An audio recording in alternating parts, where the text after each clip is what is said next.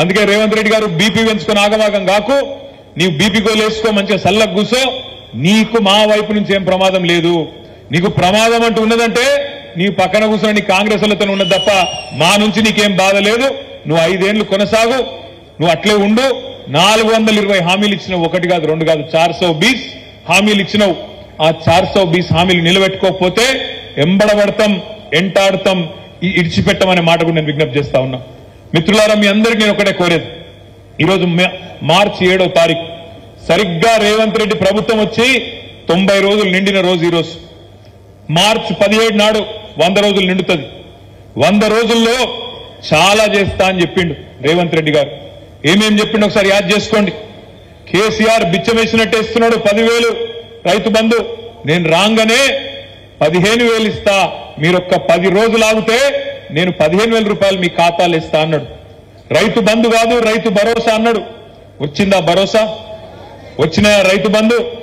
రైతు భరోసా కాదు, 15,000 కాదు, ఆ 10,000కే దిక్కులేని పరిస్థితి. ఇలా రైతులు పాపం కొంతమంది మోసపోయి ఓట్లేసిండ్రు, వాళ్ళు బాధపడుతున్నారు, ఆగమైతున్నారు. అయ్యో అనుకోకుండా వీళ్ళ దొంగ మాటలు నమ్మి, మోసపు మాటలు నమ్మి ఓట్లేసినాం కదా, మరి కేసీఆర్ ఇచ్చే రైతు బంధు కూడా వడకపాయ కదా అని చెప్పి ఇలా ఒకళ్ళ ముఖాలు ఒకళ్ళు చూసుకుంటా ఉన్నారు. మన దగ్గరకు వస్తలేరు, వచ్చి చెప్పేందుకు కొద్దిగా అభిమానం అడ్డం వస్తుంది. మరి ఓటేమో వాళ్ళకేస్తే మీ వీళ్ళని అడిగితే ఎట్లా అని చెప్పి కొద్దిగా పాపం కింద మీద అయితా ఉన్నారు.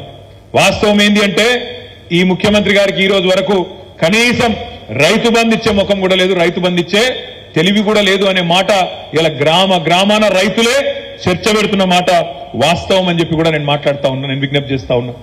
అదే విధంగా ఇంకొక మాట అన్నాడు రేవంత్ రెడ్డి గారు, మీరెవ్వరైనా సరే రాష్ట్రంలో ఉండే రైతులు ఆలోచించకండి, ఇప్పటిదాకా లోన్ తీసుకోకపోతే ఉరుకున్రి, బ్యాంకుకు వన్రి, జల్దీ వన్రి, పోయి తెచ్చుకోండి, 2 లక్షలు తెచ్చుకోండి, నేను వస్తున్నా డిసెంబర్ 9 నాడు సంతకం పెడతా, 2 లక్షల రుణం మాఫీ చేస్తా అన్నాడు. మరి అలా మనం ఏమడుగుతున్నాం? తిడుతున్నాం ఆయననేమన్నా? అంత ఫ్రస్ట్రేషన్ ఎందుకు, అంత బాధ ఎందుకు, అంత గొంతు చీల్చుకునేందుకు? అడుగుతున్నాం, యాద్ చేస్తున్నాం. ఏమంటున్నాం? అయ్యా మరి డిసెంబర్ 9 అన్నావు, డిసెంబర్ 9 వాయే, జనవరి 9 వాయే, ఫిబ్రవరి 9 వాయే, మార్చి 9 ఎల్లుండి రానే వట్టే, మరి ఎప్పుడు ఇస్తావా 2 లక్షల రుణమాఫీ అంటే అది చేసే తెలివి లేదు, డైలాగులు కొడుతున్నాడు. మగాడివైతే 1 సీటు గెలిపించుకో అని మాట్లాడుతున్నాడు. మరి నేను కూడా అంటున్నా, రేవంత్ రెడ్డి దమ్ముంటే, నీకు సత్తా ఉంటే, నేను మొన్న చెప్పిన మళ్ళీ చెప్తున్నా, మగాడివైతే రా, నువ్వు నిలబడ్డ మల్కాజ్గిరి పార్లమెంట్కే రా, ముఖ్యమంత్రి పదవికి రాజీనామా చేసిరా. రాష్ట్రంలోని అన్ని సీట్లు కాదు, 1 సీటే అన్నావు కదా, 1 సీట్నే తెలుసుకుందాం దా. నేను రాజీనామా చేస్తా నా సిరిసిల్ల ఎమ్మెల్యే పదవికి, నువ్వు కూడా రాజీనామా చేసిరా, మల్కాజ్గిరి పార్లమెంట్లోనే తెలుసుకుందామని. అప్పటి నుంచి మళ్ళా సడిలేదు, సప్పుడు లేదు.